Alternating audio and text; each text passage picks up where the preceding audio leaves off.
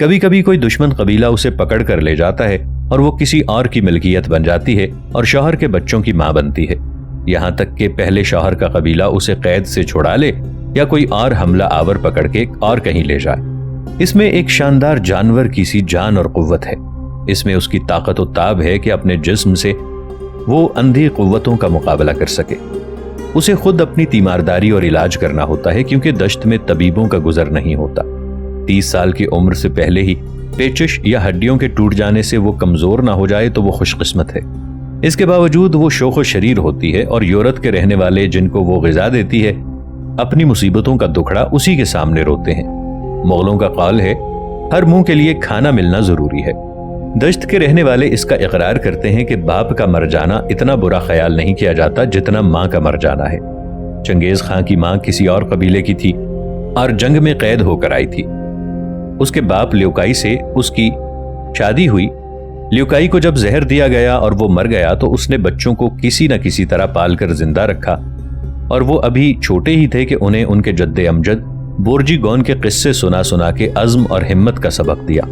Genghis खां की पहली बीवी बोरताई अपने जहेज में एक समूर का कोट लाई जो चंगेज खां को दिया गया। फिर उसे धावा करके पकड़ ले गए, और जब वो दोबारा हासिल की गई तो अपने साथ एक हरामी लड़का लाई जिसको चंगेज खां ने बड़ा लड़का बना के पाला। लेकिन अगर चंगेज खां की जान बची तो महज अपनी मां की हिकमत और अपनी बीवी की जानिसारी की वजह से। मोजज़ा। चंगेज खां की अजीबो गरीब फितरत का राज इन सब बातों में ही मुज़मिर है।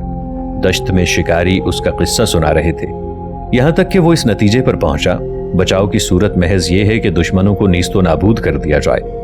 सिर्फ अपने इब्तदाई आवारागर्दी और कज़ाकी के जमाने के उन साथियों पर एतमाद था जिन्होंने उसके साथ एक चश्मे का पानी पिया था। उनमें से एक ने उसके गर्दन के जख्म से खून की पिपड़ी चूस के उसकी जान बचाई थी। दूसरे ने उस वक्त चौकीदारी की थी जब वो थक कर बर्फ पर गिर के गाफिल सो गया था। ये मुंतखब साथी अंदा कहलाते थे, बरादराने जंग। उन्होंने एक दूसरे की रग से खून पीकर बाहमी अखुवत का मकाम हासिल कर लिया था। जंगजुओं के इस तंग हल्के से बाहर वो पोरताई और उसके बेटों के सिवा और किसी पर एतबार न करता। उसकी तबीयत शिकार किए जाने वाले जानवर की तरह शक्की थी। जैसे ही उसने ताकत हासिल की, उसने इर्द गिर्द के कबीलों को तितर बितर कर दिया। उनके सरदारों का ताक़ुब करके उन्हें कत्ल कर दिया। उनमें से जो बड़े बड़े खानों को ताकत हासिल थी उन्हें समूर के फंदे से या गला घोंट कर मारा कि उनका खून न बहने पाए, क्योंकि उनका खून बहना गुनाह था। आसमान इसका बदला जरूर लेता। जो लोग खुद ब खुद उसके पास हाजिर होकर उसकी नौकरी करना चाहते वो उनकी कदर करता और उन पर निगरानी रखता। उसकी एक सिफत खाना बदोश लोगों को पसंद थी। वो अपना सारा मालो मता उन लोगों में लुटा देता जो उसकी जान बचाने के लिए लड़ते। लोग कहते थे वो अपने घोड़े से उतर के उसे भी तोहफतन किसी के हवाले कर देगा। दश्त उसके मुंतखब किए हुए बहादुरों के गीत गाता। वो शिकारी कुत्ते हैं और इंसानों का गोश्त उनकी खुराक है। चंगेज इन्हें लोहों की लगामों से थामे है। उनके सर तांबे की तरह सख्त हैं, उनके दांत चट्टानों को काट सकते हैं, उनके दिल फालाद के हैं। शबनम उनकी शराब है और जिधर वो सवार होकर निकलते हैं हवाएं उनके काम तेज करती हैं। जब वो चंगेज उन्हें छोड़ता है तो वो अपने कोड़े छोड़ के अपनी खमीदा तलवारें हाथों में सांते चले आते हैं। उनके मुंह से कफ निकलता है और उनकी खुशी का ठिकाना नहीं रहता। यहां हमें उसकी खुदादाद जबिल्लत का सबसे नुमाया पहलू नजर आता है। उसमें इंसानों को जांचने और उन्हें इस्तेमाल करने की गैर मामूली सलाहियत थी। वो उन्हें दम नहीं लेने देता था। उसकी लगामें वाक़यातन आहनी थीं, लेकिन वो उन्हें जी खोल कर माला माल कर देता। अक्सर मुगलों की तरह उसमें शिकारियों के से सब्र और इंतजार की आदत थी। आसान तो न था, लेकिन रफ्ता रफ्ता उसने अपने गुस्से और तबीयत पर भी काबू रखना सीख लिया। खाना बदोशों की अक्सरियत के बरअक्स उसमें बड़ी अटल कुव्वत इरादी थी। पता से उसका इत्मीनान नहीं होता था। उसने उस वक्त तक अपने आप को महफूज तसव्वुर न किया जब तक कि दश्त ऐसे तमाम सवारों से पाक ना हो गया जिसमें उससे मुकाबले की ताब थी। अपने आप पर मुसीबत आने का जो खौफ उसे लगा रहता, उसे उसने शिकस्त खुर्दा कबीलों पर ऐसा सख्त नज़्म ज़ब्त आयद किया जिससे बचने की कोई सूरत न थी। उसने एक सरदार को हुक्म दिया, अगर कोई तुम्हारा हुक्म न माने तो मेरे पास भेज दो। अगर मैं उससे वाकिफ हुआ तो फैसला करूंगा, और अगर वाकिफ ना हुआ तो फौरन उसे कत्ल करा दूंगा। इससे पहले दश्त पर कभी इस तरह का अस्करी नज़्म ज़ब्त नहीं आयद किया गया था। نہ اس سے پہلے کسی ایک سردار کے تحت انسان اس طرح اکٹھا ہوئے تھے۔ سب اس دراز قد بلی جیسی آنکھوں والے آدمی سے ڈرتے تھے، ساتھ ہی ساتھ اس کی مسلسل فتح پر حیرت کرتے تھے۔ ایک شامان نے کہا، نیلے جاویدانی آسمان کی طاقت اس شخص پر نازل ہوئی ہے، یہ آسمان کا خلیفہ ہے۔ سن 1203 عیسوی دشت کے امیر جو قبائلی خانہ جنگی کے بعد باقی بچے تھے اپنے الاؤ کے گرد جمع ہوئے اور یہ مشورہ کیا کہ کسی کو اپنا سردار منتخب کریں۔ کافی بحث کے بعد انہوں نے اس مغل یعنی چنگیز کا انتخاب کیا جس نے لڑ کے فتح پائی تھی، لیکن کوئی اور خان بننے کے لیے تیار نہ ہوتا تھا۔ بڑے پرانے خاندان کے 2 نویان اس کے پاس گئے اور گویا ہوئے، ہم نے طے کیا ہے کہ تجھے اپنا خان بنائیں، جب تو ہمارا خان بن جائے گا تو ہم تجھے اپنا سردار مانیں گے، ہم میدان جنگ میں تیرے دشمنوں کے سامنے سینہ سپر ہوں گے، جب ہم حسین لڑکیوں کو اسیر کر کے لائیں گے تو ان میں سب سے اچھی لڑکیاں تیری خدمت میں پیش کریں گے، جب تو شکار کو نکلے گا تو ہم آگے آگے ہوں گے اور شکار تیرے آگے پیش کریں گے، اگر ہم کبھی تیرے حکم سے سرتابی کریں یا تجھے دغا دیں تو ہم سے ہمارے بیوی بچے چھین لیجو اور ہمیں بیابان میں جلا وطن کر دیجو۔ مغل نے ان کے قول کو مان لیا اور کچھ نہیں کہا۔ پہلا کام اس نے یہ کیا کہ اپنے لیے ایک دستہ یا قشق چنا۔ جو خانہ بدوش اب اس کی معیت میں تھے انہیں اس نے کاہل اور بیکار نہ رہنے دیا، ان کی غیر منضبط زندگی کے لیے اس نے ایک مقصد تلاش کر دیا۔ پرانے قبائلی اولوس کی جگہ اس نے ایک عسکری دستہ تیار کیا۔ یہ ایک مستقل سوار فوج تھی جس میں قبیلوں کی رجمنٹیں بنائی گئی تھیں۔ اس فوج میں اس نے 14 سے لے کر 70 کی عمر تک کے بہترین شہ سواروں کو بھرتی کیا۔ دوسرے اچھے ہاتھ پاؤں کے لوگ جو فوج میں بھرتی نہ کیے جا سکتے انہیں سڑکوں کی مرمت اور جانوروں کی باربرداری کے انتظام پر مقرر کیا۔ ناظرین، آگے بڑھنے سے پہلے کامنٹ سیکشن میں ہمیں اپنی آراء سے ضرور آگاہ کیجیے گا کہ آپ کو ہماری یہ سیریز کیسی لگ رہی ہے۔ آئندہ آنے والی اقساط سے باخبر رہنے کے لیے ہمارے چینل کو سبسکرائب کر لیں اور ساتھ موجود بیل آئیکن کو ضرور کلک کر لیں۔ شکریہ۔ خیمہ گاہوں اور گھروں کا کام کاج اس نے بچوں اور بوڑھوں کے حوالے کیا۔ قلب لشکر قل کہلاتا، یہ خان کے اپنے محافظ دستے کے ساتھ ساتھ وسط میں رہتا۔ یسار جو جون غار کہلاتا تھا مشرق میں لڑتا، اور یمین جو بارون غار کہلاتا مغرب میں۔ خانہ بدوش بہت جلد مسلسل فوج کشی کے عادی ہو گئے۔ عورتیں، کم عمر بچے اور گھر کے ملازم جب ایک نئے اطمینان کے عالم میں گھروں کا کاروبار چلاتے، اب جب کہ فوج اس عجیب آہنی عزم والے مغل کی سرکردگی میں گھر کی چراگاہوں سے دور جنگ میں مصروف ہوتی تو کسی طرف سے حملے کا ڈر نہ رہتا۔ اس فوج نے التائی کے پہاڑوں سے لے کر منچوریا کے جنگلوں تک سارے دشت کو صاف کر دیا تھا۔ اس نے طاقتور کرایت ترکوں کا زور توڑ دیا تھا۔ نئے دستوں کے افسر ان دستوں کے سپاہیوں کے رشتہ دار تھے۔ بیٹا باپ کی جگہ ترقی پاتا۔ رفتہ رفتہ تمام پرانے یوریان، اویرات، مرکیت، نڈر تاتار اور بالا تکرائت اس عظیم اردو کی صفوں میں شامل ہو گئے۔ بہار اور خزاں میں وہ قبائلی شکارگاہوں میں جا کے شکار کھیلتے اور غذا کے لیے گوشت اکٹھا کرتے۔ جنگ میں جو مال غنیمت ملتا وہ سب میں برابر تقسیم کر دیا جاتا اور گھر کے خیموں کو بھیج دیا جاتا۔ دشت میں ایک نئے نظام معیشت کا آغاز ہوا۔ فوجی معیشت کی تنظیم یہ محتاط مغل خود کرتا، کیونکہ وہ ہر ایسی بات کو جو اس کے کام کی نہ تھی بڑے شک و شبہ کی نظر سے دیکھتا تھا۔ دوسرے قبائلی بھی اپنے آپ کو مغل کہنے لگے۔ سال پلنگ یعنی 1206 میں ان کے سردار نے ایک قرولتائی طلب کی۔ یہ اونچے گھرانے والے امیروں کی مجلس شورا تھی جس میں شامل ہونے کے لیے فوج کے سارے سردار دریائے اونون کے کنارے کی پرانی چراگاہوں سے آئے۔ یہاں انہوں نے اسے چنگیز خان کا لقب دیا۔ اس لقب کے ٹھیک ٹھیک معنی معلوم نہیں ہے، ممکن ہے اس کے معنی خان اعظم کے ہوں یا خان تاباں کے۔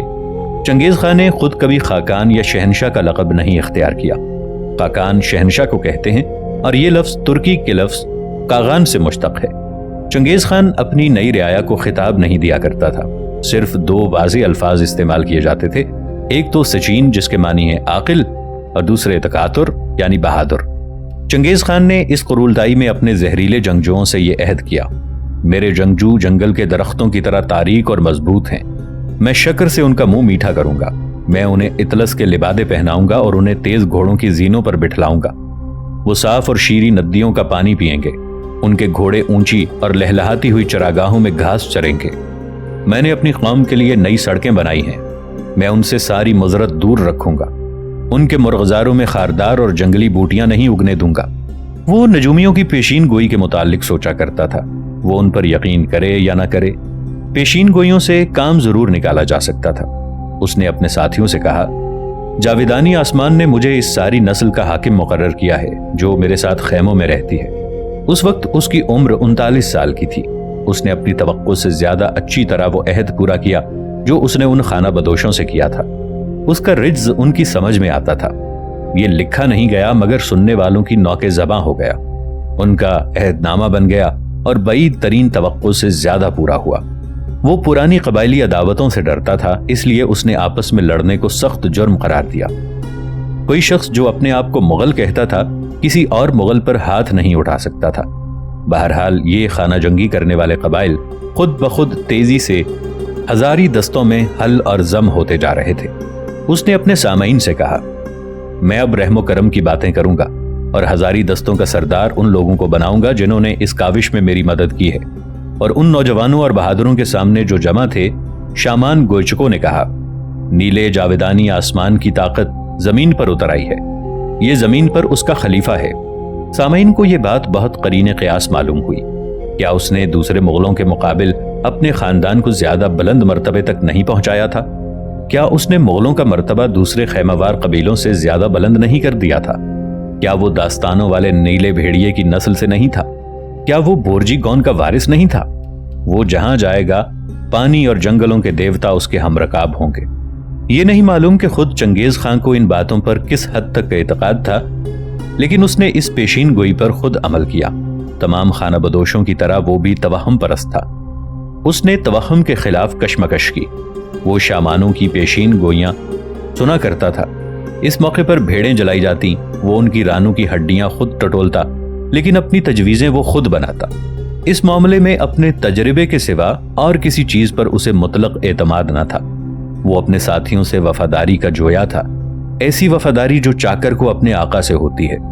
دشت میں لہر پھیل گئی کہ اگر کوئی غدار اپنے قبیلے کے سردار کو قید کر کے مغل خان کے پاس لائے تو خود اس غدار کو قتل کی سزا ملتی ہے۔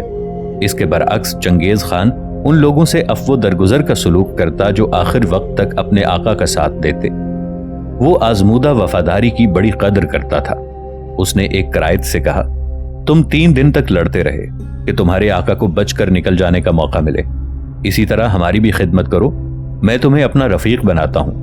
دشت کے رہنے والے اس قانون کو سمجھتے اور مانتے تھے۔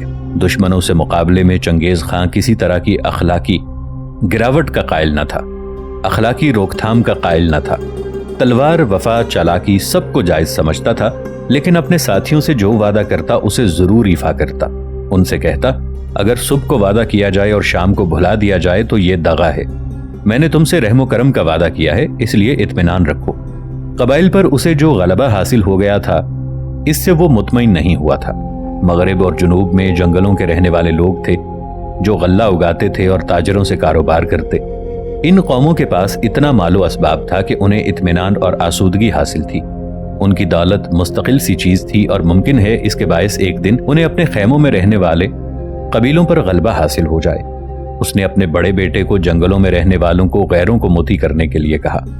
اس نے بیٹے کو مغربی جنگلوں کا حاکم مقرر کیا۔ آگے چل کر اس کے بڑے اہم نتائج مرتب ہوئے۔ معمولی سی مزاحمت کے بعد ذہین ایغوروں نے بھی اس کی اطاعت قبول کر لی۔ نائمان قبیلے کے جو قیدی آئے ان میں چنگیز خان کو ایک پڑھا لکھا ایغوری مل گیا جو خاتم بردار تھا۔